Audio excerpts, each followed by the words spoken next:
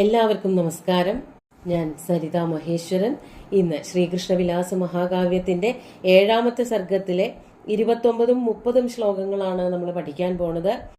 2 ശ്ലോകങ്ങളിലും വസന്തമാലിക വൃത്തം തന്നെയാണുള്ളത്.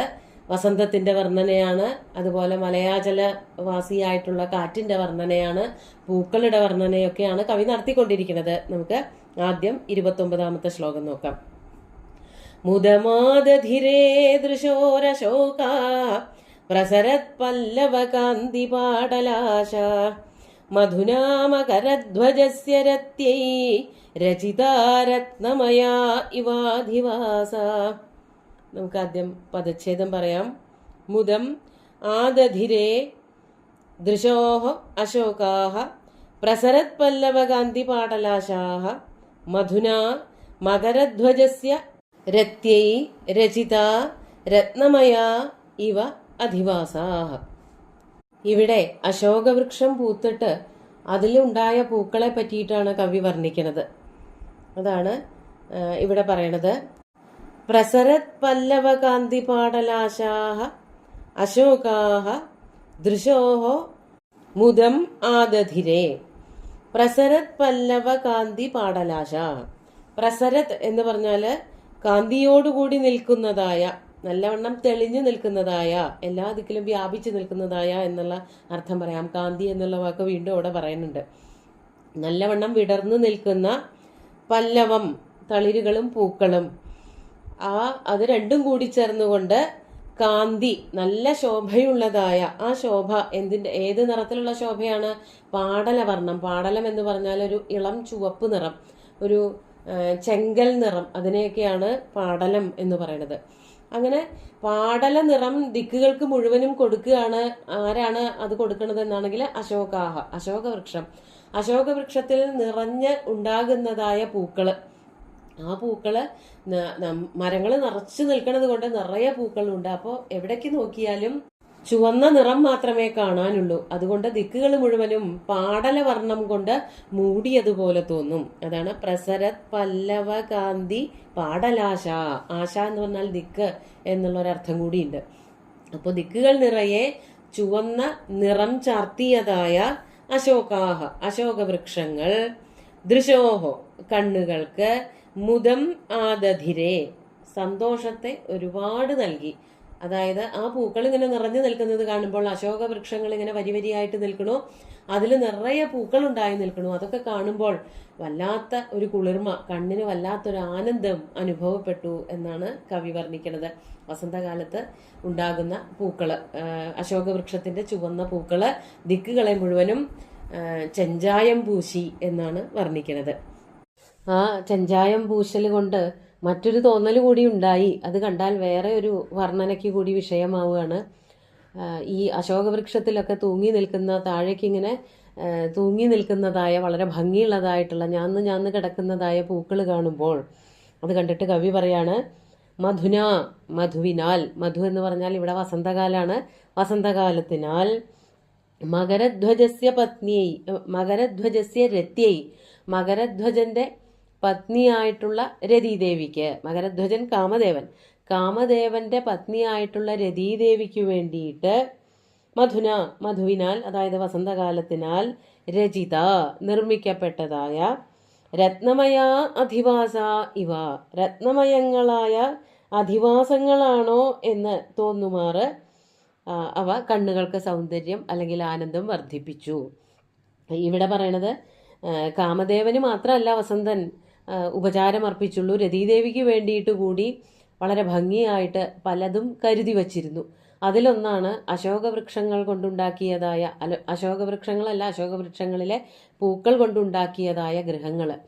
ഒരു സ്ത്രീക്കൊരു ഗൃഹം നിർമ്മിച്ചു കൊടുക്കുന്നത് പോലെയാണ് രതീദേവിക്ക് പൂക്കൾ കൊണ്ട് അലങ്കരിച്ച്, പൂക്കളായിട്ടല്ല അവിടെ രത്നങ്ങളായിട്ടാണ് കവി വർണ്ണിക്കുന്നത്, രത്നങ്ങൾ കൊണ്ട് അലങ്കരിച്ച ഒരു ഗൃഹം തയ്യാറാക്കി കൊടുത്ത് രതീദേവിയെയും സന്തോഷിപ്പിച്ചു. രതിയുടെയും കാമന്റെയും സന്തോഷം കൊണ്ട് മാത്രമേ വസന്തകാലത്തിന് സന്തോഷം വരുള്ളൂ, കാമം വേണ്ടതുപോലെ യുവാക്കളിലേക്ക് എത്തുകയുള്ളൂ എന്നുള്ളത് കൊണ്ടാണ് കവി ഇങ്ങനെ വർണ്ണിക്കുന്നത്. ചുവന്ന പവിഴങ്ങൾ കൊണ്ടും മറ്റു രത്നങ്ങൾ കൊണ്ടും ഒക്കെ പതിച്ചതായ ഒരു ഗൃഹം നിർമ്മിച്ച്, ഗൃഹങ്ങൾ ഒന്നൊന്നുമല്ല, അധിവാസാഹ എന്ന് ബഹുവചനാണ് പറഞ്ഞിരിക്കുന്നത്, ഗൃഹങ്ങൾ നിർമ്മിച്ച് വസന്തകാലം മകരധ്വജന്റെ പത്നിക്ക് വേണ്ടിയിട്ട് സമ്മാനിച്ചു. അങ്ങനെ പൂക്കൾ എവിടെ തിരിഞ്ഞു നോക്കിയാലും പൂക്കൾ മാത്രമേ കാണാനുള്ളൂ. കവി പറയണത് പോലെ എവിടെ തിരഞ്ഞൊന്നു നോക്കിയാലും അവിടെ എല്ലാം പൂത്ത മരങ്ങൾ മാത്രം എന്ന് പറയുന്നത് പോലെ എല്ലാ ദിക്കിലും നിറയെ പൂക്കൾ. ഇവിടെ അശോകവൃക്ഷത്തിന്റെ പൂക്കളെ പറ്റിയിട്ടാണ് ഭംഗിയായിട്ട് വർണ്ണിച്ചത്. വളരെ സുന്ദരമായിട്ടുള്ള ഒരു കവി കൽപ്പന. നമുക്ക് 30ാമത്തെ ശ്ലോകം കൂടി നോക്കാം. ഭുവനോന്മഥനായ പുഷ്പചാപേ സഹകാരാങ്കുരബാണമാദദാനേ അഭവൻ സഘൃണായിവ വ്രതത്യ പവനാന്തോളിത പല്ലവഗ്രഹസ്ഥ. ആദ്യം പദച്ഛേദം പറയാം. ഭുവനോന്മാഥനായ പുഷ്പചാപേ സഹകാരാങ്കുരബാണം ആദദാനേ അഭവൻ സഘൃണ ഇവ വ്രതത്യ പവനാന്തോളിത പല്ലവാഗ്രഹസ്ഥ. അധികം പദച്ഛേദമൊന്നും പറയാനില്ല. വസന്തകാലത്തെ സൗന്ദര്യം കൊണ്ട്, വസന്തകാലത്തിന്റെ ശക്തി കൊണ്ട് കാമദേവൻ എല്ലാവരുടെ നേർക്ക് വസ്ത്രം വെയ്യാൻ വേണ്ടി പുറപ്പെടുന്നു. ലതകള് അരുതേ അരുതേ എന്ന് പറയണതായിട്ട് തോന്നും എന്നാണ്. അതെങ്ങനെയാണ് തോന്നുന്നത് എന്നുള്ളതാണ് കവി വർണ്ണിച്ചിരിക്കുന്നത്. പുഷ്പചാപേ ഭുവനോന്മഥനായ സഹകാരാങ്കുരബാണം ആദദാനേ സതി. പുഷ്പചാപൻ എന്ന് പറഞ്ഞാല് പൂക്കൾ കൊണ്ടുള്ള വില്ലും അമ്പും ഒക്കെ ധരിച്ചിട്ടുള്ളവൻ കാമദേവൻ.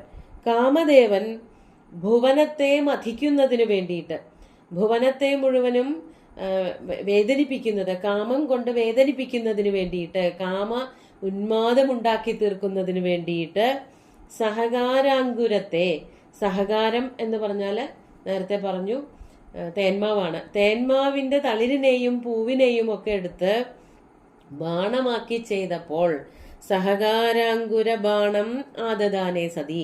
ആ തേന്മാവിന്റെ തളിരെടുത്തിട്ട് അസ്ത്രമാക്കി ചെയ്യാൻ പുറപ്പെട്ടപ്പോൾ, കാമദേവന്റെ 5 അസ്ത്രങ്ങളില് ഇതൊരെണ്ണം പെടും. ചൂതം ച നവമല്ലിക എന്ന് പറയുമ്പോൾ ഈ ചൂതം തന്നെയാണ് സഹകാരം. സഹകാരത്തിന്റെ പൂവെടുത്ത് അസ്ത്രം വെയ്യാനായിട്ട് അങ്ങോട്ട് പുറപ്പെട്ടപ്പോഴേക്കും വ്രതത്യ വള്ളികള് സഘൃണായിവ വേദനിച്ചിട്ടാണോ എന്ന് തോന്നും, അല്ലെങ്കിൽ പേടിച്ചിട്ടാണോ എന്ന് തോന്നും.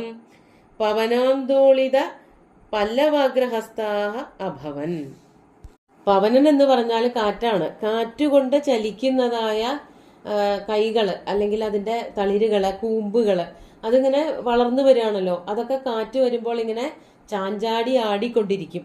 അത് കാണുമ്പോൾ കൈനീട്ടി വള്ളികള്, ലതകള് അരുതേ അരുതേ ഞങ്ങളുടെ നേർക്കൊന്നും പ്രഹരിക്കരുതേ, ഞങ്ങളെ ഒന്നും ഈ അസ്ത്രം കൊണ്ട് ഞങ്ങളുടെ നേർക്കൊന്നും അത് അയച്ചിട്ട് ഞങ്ങളെ വേദനിപ്പിക്കരുതേ എന്ന്, അരുത് ഞങ്ങളോട് ദയ കാണിക്കണേ എന്ന് പറയണത് പോലെ കൈനീട്ടി യാചിക്കുന്നത് പോലെ തോന്നി എന്നാണ് പറയണത്.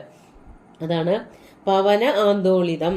കാറ്റ് വന്ന് വീശുമ്പോൾ ഉണ്ടാകുന്നതായ ചാഞ്ചല്യം. ആന്തോളനം ചെയ്യാന്ന് വെച്ചാൽ ആടിക്കൊണ്ടിരിക്കുക. ആന്തോളിത അങ്ങനെ ആടിക്കൊണ്ടിരിക്കുന്ന പല്ലവങ്ങളാകുന്ന അഗ്രഹസ്ഥങ്ങളാൽ, കൂമ്പുകളാകുന്ന തളിരുകളാകുന്ന, അല്ലെങ്കിൽ അതിന്റെ ആ വളർച്ചയുടെ ഓരോരോ ഭാഗങ്ങൾ ഉണ്ടാവുമല്ലോ, അതിന്റെ ചെറിയ ചെറിയ അഗ്രഭാഗങ്ങള്. ആ അഗ്രഭാഗങ്ങളാകുന്ന കൈകൾ ഇങ്ങനെ ചലിപ്പിച്ചുകൊണ്ട് സഘൃണായിവ പേടിച്ചിട്ടാണോ എന്ന് തോന്നും, ഞങ്ങളെ ആക്രമിക്കരുതേ എന്ന് പറഞ്ഞിട്ടാണോ എന്ന് തോന്നും, വള്ളികള് ആടിക്കൊണ്ടിരുന്നു. ശരിക്കും ഇവിടെ പറയണത് ഇത്രയേ ഉള്ളൂ. വസന്തകാലം വന്നു, കാറ്റ് നല്ലവണ്ണം വീശാൻ തുടങ്ങി. അത്ര ശക്തമായിട്ടുള്ള കാറ്റല്ല, സുഖകരമായിട്ടുള്ള സുഖസ്പർശിയായിട്ടുള്ള കാറ്റ്. ആ കാറ്റ് ഇങ്ങനെ വീശുമ്പോൾ ലതകളൊക്കെ ഇങ്ങനെ ചാഞ്ചാടിക്കൊണ്ടിരുന്നു, മരങ്ങളും ചാഞ്ചാടിക്കൊണ്ടിരുന്നു, ലതകൾ ചാഞ്ചാടിക്കൊണ്ടിരുന്നു. അപ്പോ ഈ വള്ളികളിൽ നിന്ന് പടർന്നു പോകുന്ന അതിന്റെ അങ്കുരങ്ങളുണ്ടല്ലോ, അതൊക്കെ ഇങ്ങനെ ചാഞ്ചാടി നിൽക്കണത് കണ്ടാല് പെൺകുട്ടികള്, അത് സ്ത്രീലിംഗത്തിലാ പറഞ്ഞിരിക്കുന്നത്. വ്രതതി എന്ന് പറഞ്ഞാൽ ലത, അത് സ്ത്രീലിംഗ പദമാണ്. അപ്പോൾ കാറ്റ് വീശുമ്പോൾ കാമദേവൻ ബാണമെടുക്കുമ്പോൾ പേടിച്ച് വിവശകളായി തീർന്ന പെൺകുട്ടികള് അരുതേ ഞങ്ങളെ അസ്ത്രമെയ്ത് വേദനിപ്പിക്കരുതേ, അല്ലെങ്കിൽ ഞങ്ങളെ പ്രണയ വിവശകളാക്കരുതേ എന്ന് പ്രാർത്ഥിക്കുന്നത് പോലെ തോന്നുന്നു എന്നാണ് കവി പറയണത്. സുന്ദരമായ 2 ശ്ലോകങ്ങൾ കൂടി നമുക്കൊന്നുകൂടി ചൊല്ലി നോക്കാം. മുദമാദധിരേ ദൃശോരശോകാഃ പ്രസരത് പല്ലവകാന്തി പാടലാശ മധുനാമകരധ്വജസ്യ രത്യൈ രചിതാ രത്നമയാ ഇവാധിവാസ.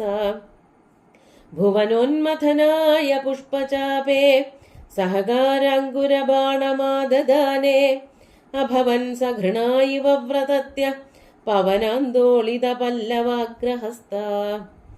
ഈ ശ്ലോകങ്ങളിലൊക്കെ അക്ഷരം കൊണ്ടുള്ള ഒരു കളി, വലിയ കടുപ്പുള്ള അക്ഷരങ്ങളൊന്നും പ്രയോഗിച്ചിട്ടില്ല.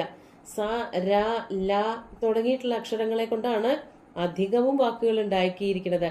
അതുപോലെ മ, മുതമാദധിരേ, അവിടെ മാത്രമേ ഉള്ളൂ ഒരു കടുപ്പുള്ള ഒരു അക്ഷരം. പിന്നെ ദൃശോരശോക പ്രസരത് പല്ലവ കാന്തി പാടലാശ. ഇനി മധുന മകരധ്വജസ്യ അധിവാസ എന്നുള്ള അവിടെയൊക്കെ 2-3 തവണ വരുന്നുണ്ടെങ്കിലും വളരെ ശ്രദ്ധിച്ചുകൊണ്ട് മൃദുവായിട്ടുള്ള അക്ഷരങ്ങളെ കൊണ്ട്, ഊഷ്മാക്കളെ കൊണ്ട്, മന്ദസ്ഥങ്ങളെ കൊണ്ടൊക്കെയാണ് ഈ ഒരു വളരെ തൊട്ടാൽ വാടിപ്പോകുന്നതായിട്ടുള്ള പൂക്കളെ പറ്റിയിട്ടുള്ള വർണ്ണനം കവി നടത്തിയിരിക്കുന്നത്. അത് അലങ്കാര ശാസ്ത്രത്തിലുണ്ട് ഇത്തരത്തിലുള്ള വർണ്ണനകൾ പൂക്കളെ പറ്റിയിട്ടും അതുപോലെ തന്നെ മധു അല്ലെങ്കിൽ വസന്തകാലത്തിനെ പറ്റിയിട്ടും അതല്ലെങ്കിൽ കാമത്തിനെ പറ്റിയിട്ടും പ്രണയത്തെ പറ്റിയൊക്കെ വർണ്ണിക്കുമ്പോൾ കടുപ്പമുള്ള അക്ഷരങ്ങളൊക്കെ ഒഴിവാക്കണം. അതുപോലെ ശബ്ദാലങ്കാരങ്ങള് പരമാവധി ഈ കൂട്ടക്ഷരങ്ങളൊക്കെ വരുന്ന ചഞ്ചദ്ഭുജ ഭ്രമിത എന്നൊക്കെ പറയണ അങ്ങനത്തെ സമസ്ത പദങ്ങളൊക്കെ ഒഴിവാക്കണം എന്നുള്ള നിയമമുണ്ട്. ആ നിയമം നോക്കി തന്നെയാണ്, അല്ലെങ്കിൽ അറിയാതെ വന്നതാവാം, സുകുമാര കവി നല്ല പ്രഗത്ഭനായിട്ടുള്ള കവി ആയതുകൊണ്ട് അങ്ങനെ തന്നെ വർണ്ണിക്കാൻ സാധിക്കുന്നുണ്ട്. സുന്ദരമായിട്ടുള്ള 2 ശ്ലോകങ്ങളും ഭഗവാന്റെ കാൽക്കൽ അർപ്പിച്ചുകൊണ്ട് ഗുരുവായൂരപ്പനെ സാഷ്ടാംഗം നമസ്കരിച്ചുകൊണ്ട് എല്ലാവർക്കും ശുഭദിനം നേർന്നു നിർത്തട്ടെ. നന്ദി.